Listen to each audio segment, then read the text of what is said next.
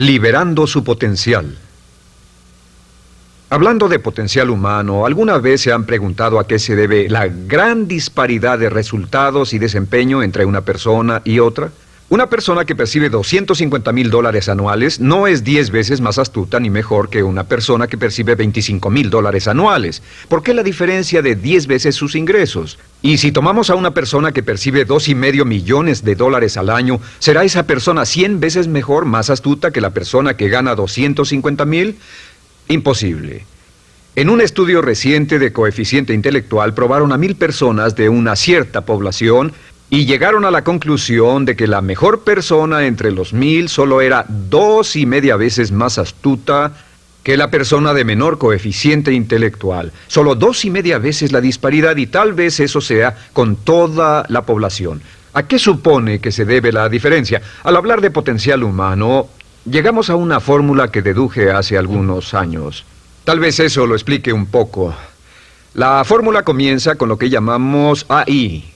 O sea, atributos innatos, las cualidades, la inteligencia, la habilidad, el temperamento, cosas con las que se nace que no pueden cambiarse mucho. Además de los atributos adquiridos.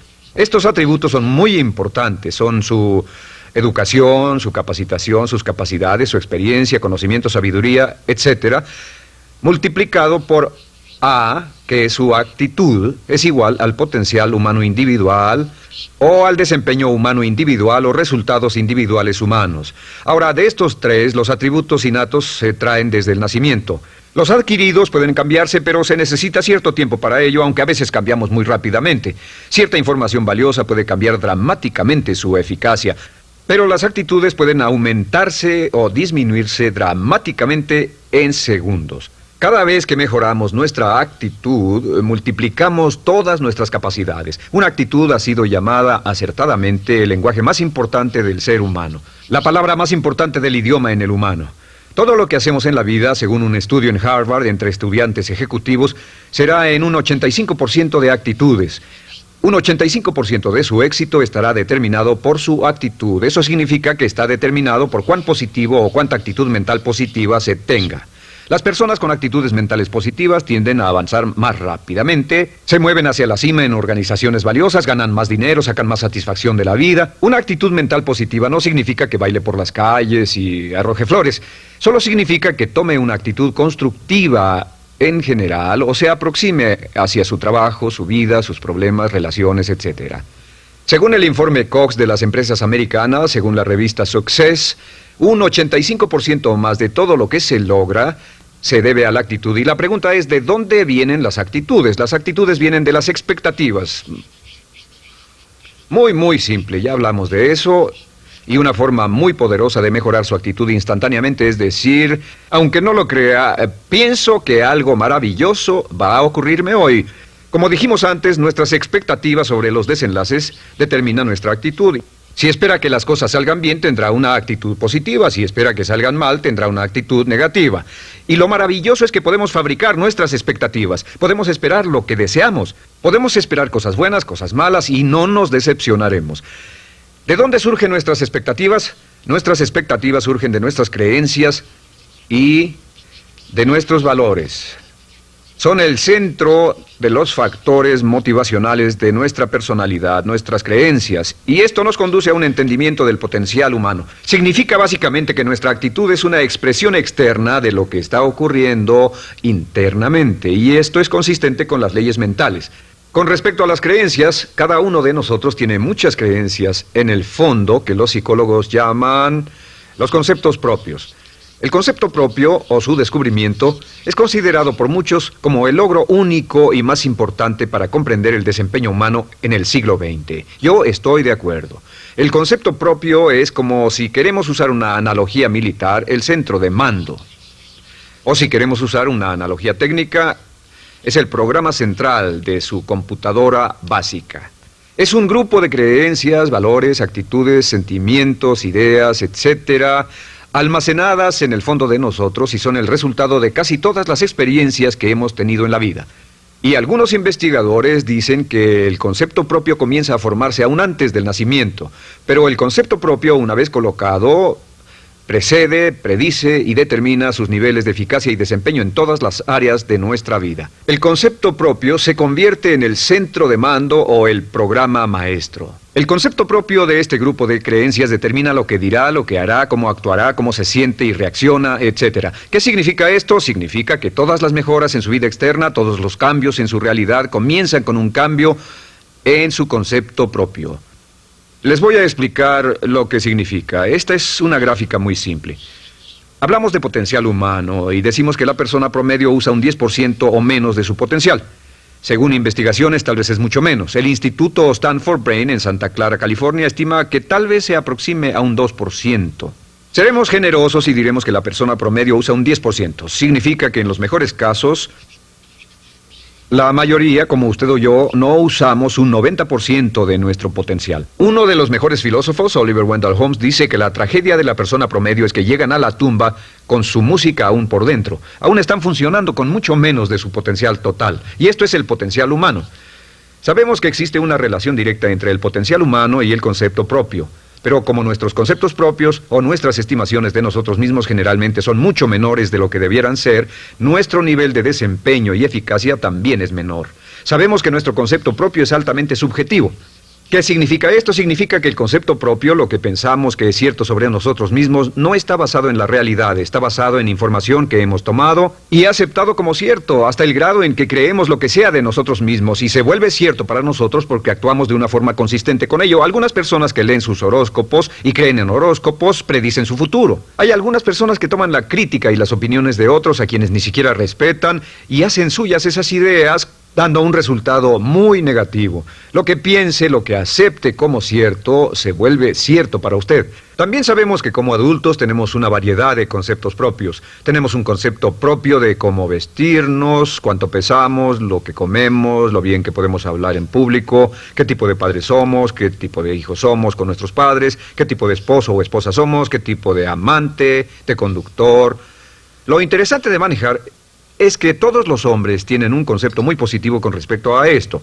Las mujeres no entienden esto, pero los hombres nacen con un genio inherente para manejar. Todos los hombres son choferes excelentes. Si no lo creen, todo lo que tienen que hacer las mujeres que están viendo esto es pensar en la última vez que trataron de corregir la forma de conducir de un hombre y recordarán que no obtuvieron buenas respuestas. ¿Cómo respondemos ante alguien que desafía nuestro concepto propio, sugiriendo que no somos las personas que pensamos ser? Estamos a la defensiva, nos enfadamos, nos irritamos, es difícil que nos traten. Tenemos un concepto propio de lo creativos que somos, lo inteligentes, lo rápido que leemos, lo bueno que somos en los deportes, y si practicamos una gran variedad de ellos, tenemos un concepto propio para cada uno de ellos. Tenemos un concepto propio de lo bien que cocinamos, de lo bien que educamos a nuestros hijos, de lo bien que limpiamos nuestra casa, los autos que manejamos, etc. Y también de lo que valemos por lo que ganamos. Es muy interesante saber que nunca ganamos más del 10% de nuestro concepto propio en ingresos. Nuestro concepto propio determina nuestro nivel de ingresos. Este nivel de concepto propio se llama zona de confort. Y aunque querramos más dinero, veremos que la tendencia humana natural de todas las actitudes es luchar por lograr entrar a la zona de confort y luego quedarnos ahí. Si ganamos un 10% por encima de nuestro concepto propio de ingresos, tendremos una necesidad imperante de deshacernos de ese dinero. Lo donaremos, lo gastaremos en forma extravagante y hasta lo perderemos si recibimos demasiado. Las personas que ganan la lotería siempre están quebradas a los 2 o 3 años. Queman el dinero porque ese dinero está más allá de su concepto propio. Si gana 10% o menos de su nivel de concepto propio, se descubrirá luchando, trabajará más duro, más tiempo, pensará en forma más creativa, buscará diferentes formas para aumentar sus ingresos o sus segundos ingresos. La única forma de mejorar cualquier parte de su vida, incluyendo sus ingresos, es aumentando el nivel del concepto propio de sus ingresos, comenzando a pensar en usted como si estuviera ganando más dinero. Si quiere bajar de peso, la única forma en que podrá lograrlo es pensando en que está delgado. Piense en usted mismo como una persona más delgada. Si quiere volverse una persona más popular, más amorosa, más feliz o más sana, comience a pensar una y otra vez en esas cosas hasta que se vuelvan parte de su nuevo concepto propio. Hablaremos de eso más adelante. Es una parte esencial de la programación de su mente hacia el éxito. Su concepto propio global está determinado por el promedio de sus conceptos propios en las áreas que considere importantes. Ahora, su concepto propio está formado de 3 partes críticas. La primera parte del concepto propio es el ideal propio. El ideal propio es la persona que más desearía ser, es su idea de lo que constituye un ganador, es su visión ideal de lo mejor que puede ser usted. Nada más, una de las cosas que sabemos de las personas con éxito es que las personas con éxito tienen ideales propios muy claros, ideales claros de quién quieren ser en el futuro. Las que no tienen éxito tienen ideales muy vagos. El número 2 es la autoimagen. La autoimagen es como un retrato de cómo se ve a sí mismo y lo que piensa de sí mismo. La autoimagen es el espejo interno, es como se percibe a sí mismo ahora en su desempeño actual, en forma cotidiana. La tercera parte es su autoestima. Su autoestima es cómo se siente consigo mismo. Cómo se siente consigo mismo es la fuerza motriz, el motor, la fuerza poderosa dentro de su subconsciente. Es la fuerza de energía dentro de su concepto propio y determina casi todo lo que le pasa. La mejor definición de autoestima es cuánto se agrada a sí mismo. Cuánto se agrada a sí mismo como esposo, cuánto se agrada a sí mismo como empleado, cuánto se agrada a sí mismo como jefe, como inversionista, como orador profesional, como atleta, etcétera. Según se agrade a sí mismo, su nivel de autoestima, su sentimiento emocional global respecto a cualquier área de su vida, determina su desempeño y su eficacia en dicha área. Lo sorprendente es que se convierte en lo que piensa, su concepto propio es maleable, su autoestima puede formarse repitiendo una y otra vez, me agrada mi persona, me agrada mi persona, me agrada mi persona. Me agrada mi persona, me agrada mi persona, me agrada mi persona. Entre más se repita, me agrada mi persona, me agrada mi persona, entre más lo repita una y otra vez, más crecerá su autoestima y entre más crezca su autoestima, más crecerá su concepto propio global. Cuando crezca su concepto propio global, su desempeño será mejor en todo lo demás que emprenda. Cada vez que diga, me agrada mi persona, me agrada mi persona, me agrada mi persona, me agrada mi persona, me agrada, será como bombearse psicológicamente. Todo lo que pase que haga que su autoestima suba, hará que se comporte mejor. Todo lo que haga que su autoestima baje hará que se comporte peor, que cometa errores, que sea infeliz, etc. Un punto crítico de agradarse a sí mismo, sobre autoestima y agradarse a sí mismo, es que, número 1, nunca puede querer a nadie más de lo que se quiere a sí mismo. Que su nivel de autoestima es determinante de la calidad de relaciones que tenga con los demás. Y número 2, es que nunca puede esperar que nadie más lo quiera o respete más de lo que se respeta a sí mismo. Cuanto se agrade o se respete a sí mismo, determina sus actitudes hacia usted.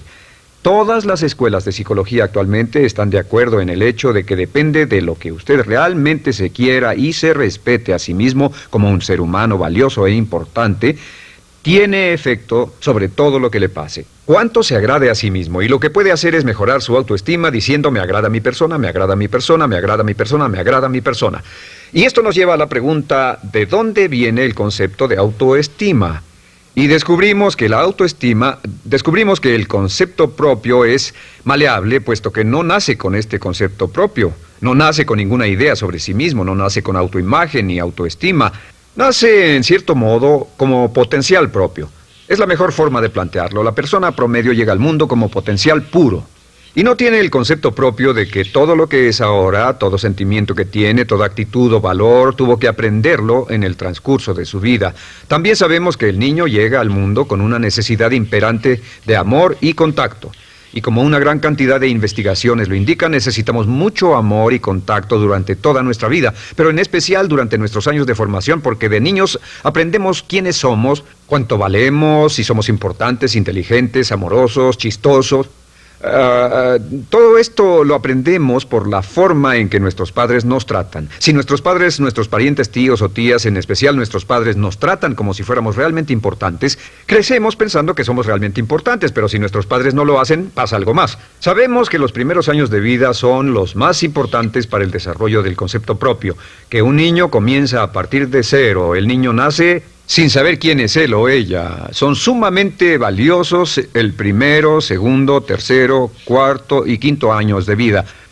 Algunos psicólogos pensaban que eran los 5 primeros años, pero ahora dicen que son los 3 primeros años. En sus 3 primeros años de vida el niño aprende quién es y dicen que si se les da suficiente cantidad y buena calidad de amor en los 3 a 5 primeros años, los prepara usted de por vida. Los coloca en una base sólida de autoestima y confianza en sí mismos, valor e importancia realmente. Existe una relación directa entre la calidad y la cantidad de amor y el desarrollo de una personalidad sana.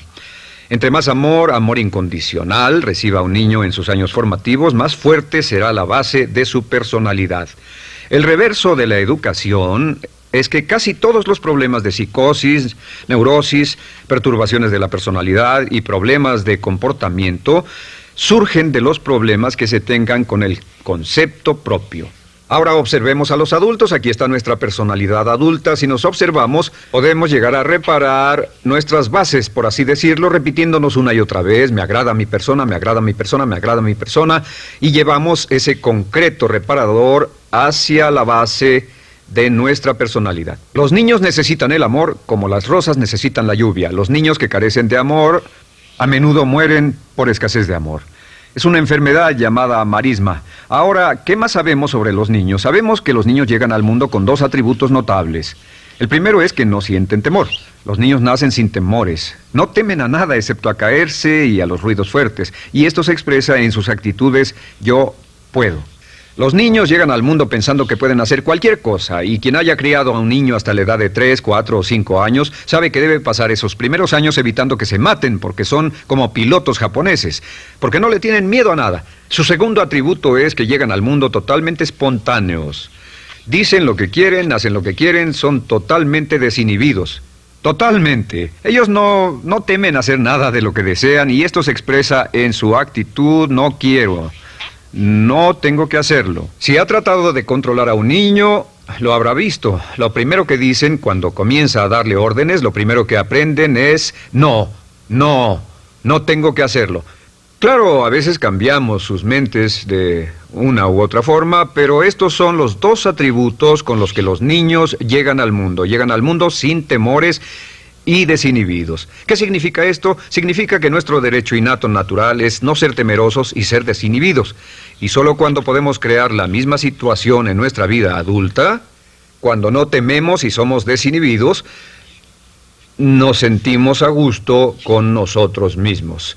Las mejores organizaciones, las mejores compañías son las que crean un ambiente donde nos sentimos sin temores y sin reservas para ser nosotros mismos y para hacer lo mejor de nosotros.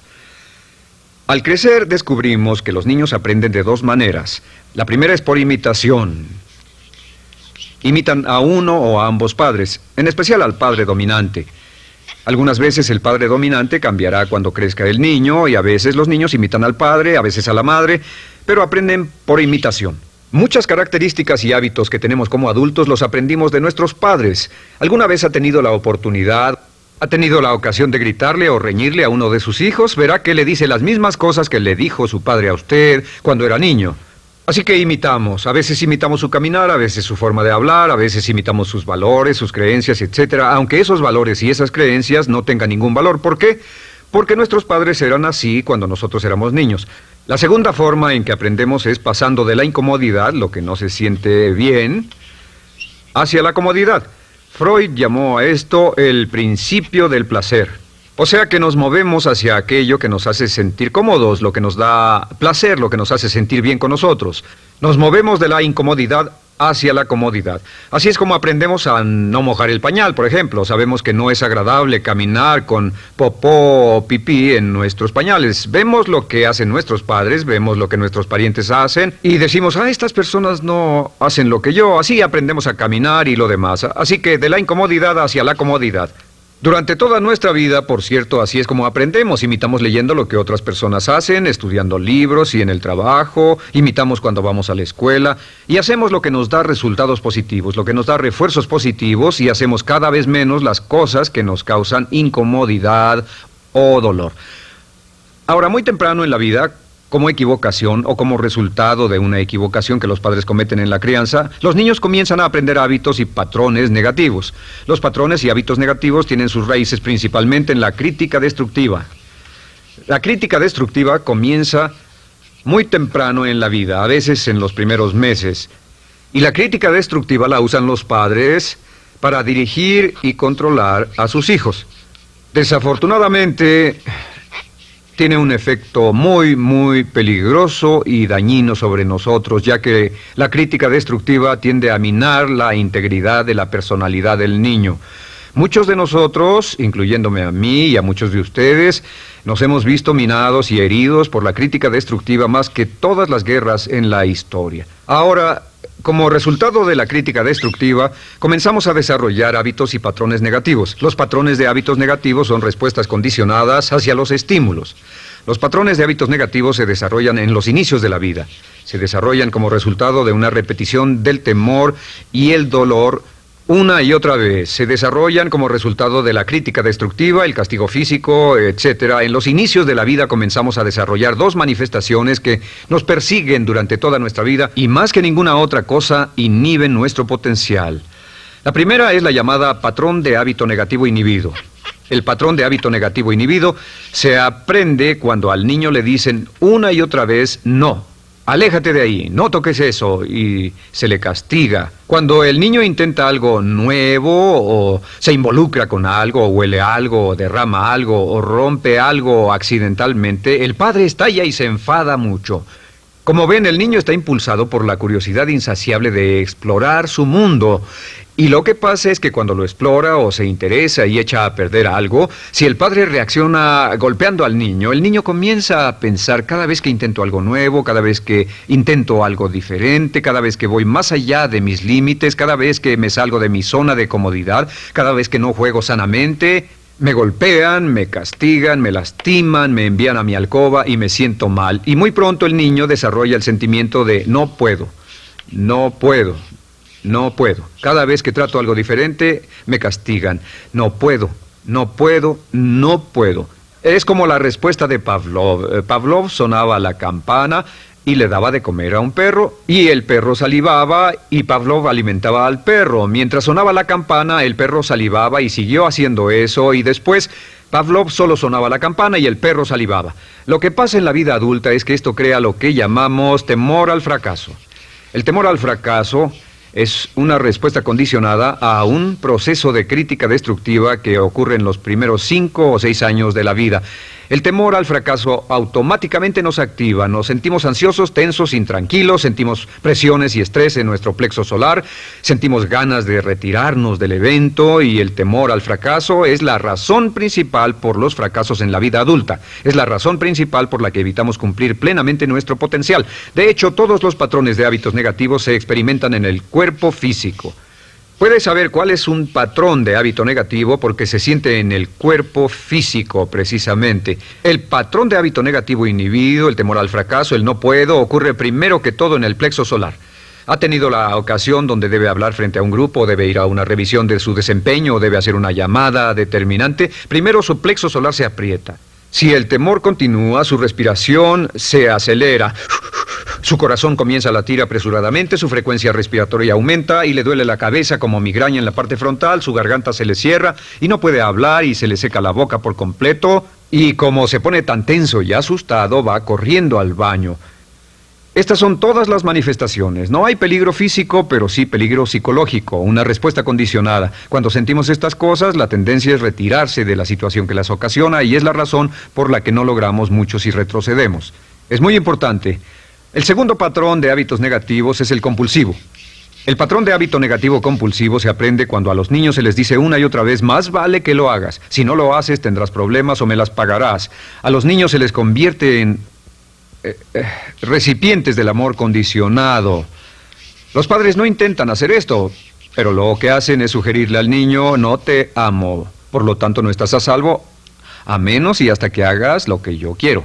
El niño crece sintiendo: tengo que hacer lo que quiera mi mamá. Debo complacerla, debo complacer a papá, debo complacer a los demás, debo complacer a mis parientes, y a veces debo complacer a mis semejantes, debo complacer a mis maestros, debo complacer a todo el mundo, y crecen con esto: debo. No puedo hacer lo que quiero hacer, debo hacer lo que complace a las demás personas. Este patrón de hábito negativo muy temprano en la vida se traduce en el temor al rechazo. El temor al rechazo lo experimentan los hombres como adultos como un comportamiento tipo A. Hablaremos del comportamiento tipo A posteriormente. El comportamiento tipo A es una necesidad compulsiva o excesivamente compulsiva de complacer de algún modo a alguien sin normas de comportamiento, prácticamente sin pensarlo. El temor al rechazo nos impulsa, nos hace muy sensibles a las necesidades de los demás. Hacemos cosas que otras personas quieren, no hacemos lo que nosotros queremos. Siempre estamos tratando de complacer a los demás. Tenemos preocupaciones o nos importan las opiniones, sentimientos y actitudes de otros hasta el punto donde ocultamos nuestras necesidades. El temor al rechazo se siente en la columna del cuerpo. Se divide el cuerpo a la mitad y se siente hacia abajo en la mitad posterior del cuerpo. El primer lugar donde comienza a sentirse el temor al rechazo es generalmente en los hombros y el cuello. Nos sentimos entumidos, duros, tensos. Cuando tenemos mucho que hacer sentiremos un estrés tremendo en la columna. Los músculos se estiran en la parte posterior. A veces se manifestará como flebitis y venas varicosas y a menudo nos darán dolores de cabeza en la parte posterior de esta porque las arterias carótidas que llevan la sangre hasta la cabeza, los músculos a su alrededor se contraen y la cantidad de sangre que fluye hacia la cabeza fluye más lentamente y se siente un terrible dolor de cabeza en la parte posterior. Estos dos temores, los patrones de hábitos negativos compulsivos, el compulsivo y el inhibitorio, son resultado de la crítica destructiva, el gran destructor de la personalidad que nos persigue durante toda la vida. Y lo maravilloso de todo esto es que como son patrones de hábitos aprendidos, podemos olvidarlos. Podemos acabar con el temor al fracaso que nos detiene. Podemos acabar con el temor al rechazo que hace que hagamos cosas que complacen a los demás en vez de complacernos a nosotros, trabajando con nuestra propia autoestima. Porque existe una relación inversa entre la autoestima y el patrón de hábitos negativos. Porque entre más se agrade a sí mismo, menos teme al fracaso. Entre más se agrade a sí mismo, menos teme al rechazo. Entre más se agrade a sí mismo, menos temerá a cualquier cosa. Y si sigue repitiendo, me agrada mi persona, me agrada mi persona, me agrada mi persona una y otra vez, si sigue diciendo esto, con el tiempo su autoestima sube más y más y más y más y sus temores desde luego bajan. Cuando su autoestima sube, sus temores van en dirección opuesta. Ahora, ¿cómo enfrentar la crítica destructiva si debe criticar a otras personas? Pues eso es muy simple. Muchos padres nos han preguntado eso. ¿Cómo se controla a los niños? Una de las claves para controlar a los niños es dirigirlos para que hagan algo constructivo en lugar de hacer algo destructivo. Otra cosa que debe recordarse es que lo que quiere hacer es que quiere dar una crítica informativa, crítica constructiva, lo que significa que se les dice a los niños lo que pueden hacer o a los adultos lo que pueden hacer mejor. Todo el propósito de dar retroalimentación de cualquier tipo es mejorar el desempeño. Si es padre o si es jefe o si es una persona en una relación, si una persona está haciendo algo malo o inadecuado, todo el propósito de darles cualquier tipo de retroalimentación es para que puedan hacerlo mejor. Sin embargo, existe una relación directa entre la autoestima y la crítica destructiva. Cada vez que se critica a una persona, su autoestima baja. Y cada vez que su autoestima baja, su habilidad para desempeñarse baja. Si critica a una persona en forma destructiva demasiado tiempo, llegará a un punto donde no intentarán nada. Se convierte en lo que llamamos hipersensible. Un adulto hipersensible es aquel que no puede aceptar críticas de nadie. Un adulto hipersensible es una persona que está muy tensa, ansiosa, si siquiera sugiere que no está haciendo lo correcto. Si trata con un adulto hipersensible, la clave es sentarlo y recordar 4 cosas. Número 1, comenzar con alabanzas. Número 2, proteja la autoestima de la persona a toda costa. Número 3, discuta el desempeño y no a la persona. Hable del comportamiento más que de la persona. Y número 4 es enfocarse hacia el futuro en vez de en el pasado. Enfóquese hacia lo que va a hacerse en forma diferente en el futuro en vez de lo que pasó en el pasado. ¿Por qué? Una razón muy simple, porque una persona no puede controlar el pasado. Al no poder controlar el pasado, cualquier crítica de lo que han hecho en el pasado les da un estrés tremendo y frustración. Así que, en resumen, la clave del éxito en la vida es una actitud mental positiva. Una actitud mental positiva se basa en expectativas de éxito, de una serie de expectativas positivas.